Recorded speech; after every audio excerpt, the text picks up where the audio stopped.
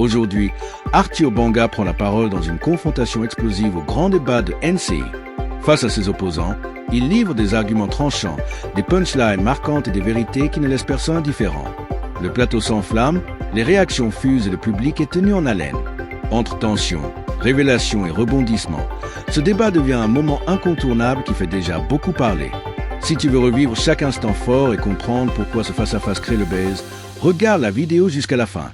Abonne-toi, like et partage pour ne rien rater des prochains débats chauds. Effectivement. Monsieur, vous connaissez le principe du grand duel. Vous avez 5 minutes chacun, séquencé à hauteur de 1 minute. Vous avez 1 minute de parole. Quand elle s'épuise, André Silvercorner prend la main, ainsi de suite.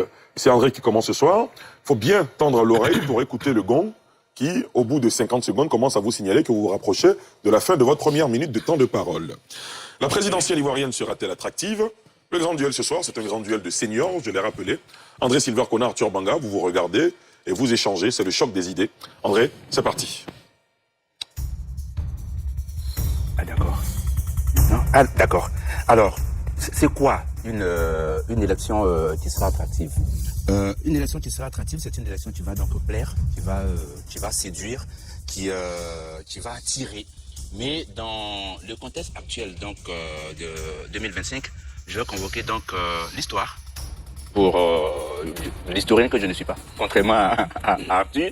L'histoire nous dit que chaque fois qu'il y a eu donc des candidats importants, assez importants, qui n'ont pas participé à la présidentielle, eh bien, ces élections n'ont pas été attractives. Il y a des chiffres, à savoir par exemple le taux de participation. 2020, il y a eu donc 53% de taux de participation, contrairement à 2010 qui était de 83%. Je pense qu'il y a eu un peu moins d'ailleurs en 2020, on était autour de 40. Mais oui, la grande différence historiquement entre les exclusions de 2020 et les exclusions précédentes et celles d'aujourd'hui, c'est qu'en 1995, il n'y avait pas Ouattara, il n'y avait pas Laurent Gbagbo, il n'y avait pas d'alternative. En 2020, quand Henri Konan Bédié a fingé sans patte, il n'y a pratiquement pas d'alternative. Aujourd'hui, il y a quand même une grande différence. C'est que quand on prenait le monde de gauche, par exemple, il y a Simone Gbagbo qui est une figure de la gauche, il y a Awa Domelo qui est une figure de la gauche, qui ont d'ailleurs réussi des parrainages, là où le PPAC n'a pas réussi des parrainages. Ça peut être un peu moins avec le PDC-RDA, puisque je pense que la fusée Bion a eu du mal à décoller, mais l'absence aujourd'hui de Tidiane Thiam de façon concrète va faire prendre conscience à certains militants du PDC-RDA qu'attention, là, il y a une possibilité. Donc, finalement, il sera belle parce qu'il y a des alternatives à ces grands absents. Et je pense que c'est quelque chose de particulier par rapport à ce qu'on avait jusque-là. En 2020, il y avait Henri Konan Bédié, qui est un candidat assez important. C'est vrai qu'il a refusé de partir, mais il était candidat. Ça aussi, il ne faut pas l'oublier. Non. Pourquoi est-ce qu'on n'ira pas à l'attractivité de cette élection? Parce que il y a eu quelque chose qui a manqué, c'est le consensus démocratique. Le consensus démocratique, bien sûr, à ne pas confondre avec la démocratie de consensus, autrement appelée aussi démocratie de concertation. Il y a eu ce consensus démocratique qui devrait permettre, donc, comme en 2010 avec les accords de Pretoria, parce que c'était un consensus démocratique, ça devrait donc permettre qu'il y ait des décisions qui soient prises pour que le maximum de personnes puissent avoir des intérêts. Malheureusement, on a donc d'un côté le PPAC qui est certes un peu affaibli, mais a des grands des militants. Le PDC qui ne va pas, le PDC officiel qui n'ira pas. Donc nécessairement, le consensus démocratique ayant manqué, ce sera un peu difficile. Henri Konan Bédié, c'est le président, mais il était absent parce qu'il n'a pas participé. Ce consensus démocratique, je suis d'accord avec vous, qui n'a pas existé. D'ailleurs, on n'est pas obligé d'obtenir du consensus en démocratie. Déjà, il faut le préciser, mais ce consensus démocratique, justement, il est remplacé par deux choses, comme j'ai dit. L'alternative des idées, des personnes qui sont dans le même groupe d'idées. Et deuxième chose qui est très importante, je pense que la fatigue des Ivoiriens. Les Ivoiriens qui ont envie de se projeter. Pour qui, justement, toutes les élections qu'on a eues jusqu'à présent n'étaient pas des élections suffisantes pour se projeter. Aujourd'hui, en 2020, ils auront l'occasion de se projeter parce que quand tu écoutes quelqu'un comme Dombelo, il a un projet, ils vont en parler. Simone Gbagbo, elle a un projet, elle va en parler. Jean-Louis Billon, il a un projet, ils vont en parler. Alassane Ouattara, il a un bilan plus un projet, ils vont en parler. Donc, plus cette envie de transformer cette jeunesse, on le voit d'ailleurs avec nos deux jeunes frères ici sur le plateau, qui a envie d'aller de l'avant, je pense que cette jeunesse-là, cette volonté de passer un cap, va pouvoir compenser ce manque de consensus qu'on a eu dans notre processus. Non, c'est de l'angélisme. La réalité, c'est que, c'est vrai, en 2020, Henri Konan Bédié était candidat, mais il n'est pas parti. On ne peut donc pas préjuger, même aujourd'hui, que Simone Gbagbo, Dombelo et le troisième candidat issu de l'opposition, Jean-Louis Billon, iront. On ne peut même pas préjuger cela. Parce que il faut tenir compte aussi, eux vont tenir aussi compte des mots d'ordre que les partis politiques dont ils sont proches vont dire comme vont passer à leurs militants.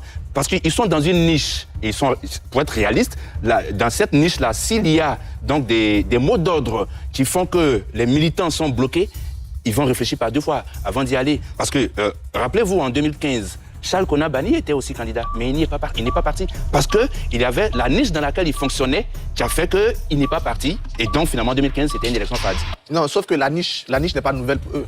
Simone Gbagbo, depuis qu'elle est sortie, elle subit un bashing, un domelo dès qu'il a parlé de candidature de précaution, était, je crois, exclu du parti. Donc, c'est en connaissance de cause. Ils ne sont pas surpris de cette dureté. Au contraire, cette dureté ne les a pas empêchés d'avoir des parrainages et de faire mieux même que le PPACI en termes de parrainage. Et je pense que ça ne va pas surprendre. Au contraire, c'est du côté de la radicalisation. Parce que le discours radical, il n'est pas nouveau. En 2020, le discours radical de Bédié est né juste après sa sortie. D'ailleurs, son premier communiqué, quand son nom a été retenu, c'était un communiqué de félicitations. Or là, ils sont déjà dans ce discours de radicalisation pour les uns, ils sont déjà dans la niche pour les autres. Finalement, c'est ceux qui sont radicalisés depuis le début, parce que la radicalisation a une sorte de succès, parce que certains de leurs militants croyaient à leur promesse d'être présents. Ils sont plus là. Beaucoup de militants vont réfléchir à nouveau, et je pense qu'ils ont plus de chances plutôt de basculer du côté de ces candidats. Non, on est toujours dans l'angélisme. Alors, qu'est-ce qui risque de se passer? Ce qui risque de passer, parce qu'il y a la vision angélique des choses, et puis il y a la réalité. Ce qui risque de se passer, c'est que moi, personnellement, je vois mal le président Alassane Ouattara en train d'aller à un débat, par exemple, avec Jean-Louis Billon ou avec Henriette Lagou. Alors que les débats font partie, justement, de l'attractivité d'une élection. Étant donné que le président Alassane Ouattara considérera que les personnalités qui sont en face de lui n'ont pas son niveau, on va dire, son niveau politique, il n'acceptera même pas d'aller au débat avec eux, parce que s'il va au débat avec eux, il a plus à perdre qu'à gagner. Donc, le débat fait partie du débat public, comme je le dis toujours, révèle, dévoile. Malheureusement, il n'y aura pas de débat. Le débat, il est réglé, il est calibré. Si tu veux un débat avec candidat, tu te qualifies au deuxième tour. Il n'y a jamais de débat de face à 100 premier tour, c'est pas possible. Donc, Alassane Ouattara n'ira pas un débat au premier tour. S'il veut un débat avec lui, il se qualifie. Et donc, ça n'enlève rien à l'attractivité. La qualité du débat, justement, là, je suis d'accord avec vous. Je pense qu'il y aura un débat d'idées. Parce que quand j'écoute Don Melo, par exemple, je suis pas d'accord avec lui. Moi, c'est l'homme de droite. Je suis un fautif, je n'ai rien à voir avec ses affaires de...